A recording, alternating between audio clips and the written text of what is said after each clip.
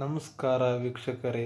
Criminal ಪ್ರಕರಣದಲ್ಲಿ ಸಹಾಯ ಮಾಡುವಂತೆಂದು inspector Govindaraju ಅವರು ಲೋಕಾಯುಕ್ತ ಪೊಲೀಸರು ಗೋವಿಂದರಾಜರನ್ನು ರೆಡ್ ಹ್ಯಾಂಡ್ ಆಗಿ ಹಿಡಿದಿದ್ದಾರೆ. ಸ್ನೇಹಿತರೆ, ಲಂಚ ಪಡೆಯುವಾಗ ಆ ವ್ಯಕ್ತಿಯನ್ನು ಹಿಡಿಯುವಾಗ ಅವನು ಅರಚುತ್ತಾ ಕೂಗುತ್ತಾ ಒಬ್ಬ ಪೊಲೀಸ್ ಆದವನು ಕಳ್ಳನಂತೆ ಕಳ್ಳರು ಹೇಗೆ ಕಿರುಚುತ್ತಾರೋ ಕೂಗುತ್ತಾರೋ ಹಾಗೆ ಆ ರೀತಿ ಆ ವ್ಯಕ್ತಿಯು ಕೂಗುತ್ತಾ ಕಿರುಚುತ್ತಾ ನಾಚಿಕೆಗೇಡಿನ ಸಂಗತಿ ಇದು. ಸ್ನೇಹಿತರೆ, ದಯವಿಟ್ಟು ಪೊಲೀಸ್ ವಂಚನೆ ಪ್ರಕರಣದಲ್ಲಿ ಆರೋಪಿಯಾಗಿರುವ ಮಹಮ್ಮದ್ ಎಂಬ ಕೇಸ್ ಕೈ ಬಿಡಲು ಹಣಕ್ಕೆ ಬೇಡಿಕೆ ಇಟ್ಟಿದ್ದಾರಂತೆ.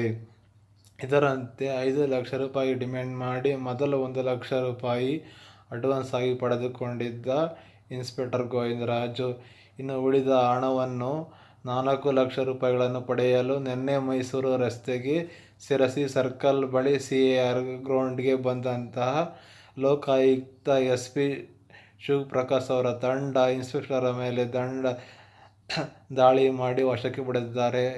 ಸ್ನೇಹಿತರೆ, ಅವರು CAR ವ್ಯವಹಾರ ನಡೆಯುತ್ತಿರುವಾಗಲೇ ಲೋಕಾಯುಕ್ತ ಟೀಮು ಎಂಟ್ರಿ ಕೊಟ್ಟಿದೆ. ನೋಡಿದಂಥ ಇನ್ಸ್ಪೆಕ್ಟರ್ ಅವರು ಆಟ ಕ್ಲೋಸ್ ಆಯಿತು ಅಂತಾರೆ ಅಂದ್ಕೊಳ್ಳಿ. ಗೋವಿಂದರಾಜ್ ಅವರು ಸಿಕ್ಬಿದ್ರು. ಆ ಕ್ಷಣವೇ ಇನ್ಸ್ಪೆಕ್ಟರ್ ಅವರ ಅವತಾರ ಪೂರ್ತಿ ಚೇಂಜ್ ಆಗಿಬಿಡ್ತು.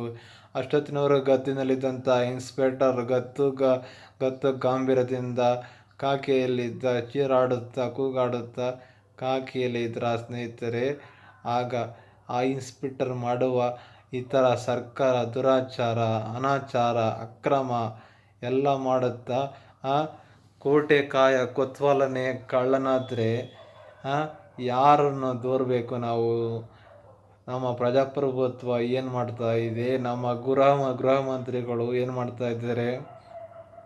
ಪೊಲೀಸ್ ಇಲಾಖೆ ಏನು ಮಾಡ್ತಾ ಇದೆ? ಸ್ನೇಹಿತರೆ, ದಯವಿಟ್ಟು ನನ್ನನ್ನು ಬಿಟ್ಟುಬಿಡಿ. ಅಳ್ತಾ ಕಿರ್ಚಿಬಿಡ್ತಾ ನೋಡ್ತಾ ಇದ್ದರೆ ನಿಜನೋ ಅಥವಾ ಸಿನಿಮಾ ಶೂಟಿಂಗ್ ಥರನೇ ಅನಿಸಿತ್ತು. ಸ್ನೇಹಿತರೆ, ಇದು ಒಂದು ಕಡೆ ಭಯ ಇದ್ದರೆ ಇನ್ನೊಂದು ಕಡೆ ಇಡೀ ಇಲಾಖೆಯ ಮಾನ ಹರಾಜಾಗುವ ಬೇಸರ ಆಗ್ತಾಯಿದೆ. ಈ ಘಟನೆ ಪೊಲೀಸರಿಗೆ ದೊಡ್ಡ ಮುಜುಗರವನ್ನು ತಂದಿದೆ. ಒಬ್ಬ ಜವಾಬ್ದಾರಿಯುತ ಒಬ್ಬ ಈ ಥರ ಮಾಡ್ತಾನಂತಂದರೆ ಕೊನೆಗೂ ಸಿಕ್ಕಿಬಿದ್ದಾಗ ಭಾರೀ ಬೇಸರದ ಸಂಗತಿ. ಸ್ನೇಹಿತರೆ, ಆಡಿಯೋ ಮತ್ತು ವಿಡಿಯೋ ಸಾಕ್ಷಿ ಸಮೇತ SP ಶಿವಪ್ರಕಾಶ್ ಅವರ ಸ್ಕೆಚ್ಚು ಅಂಥದ್ದು.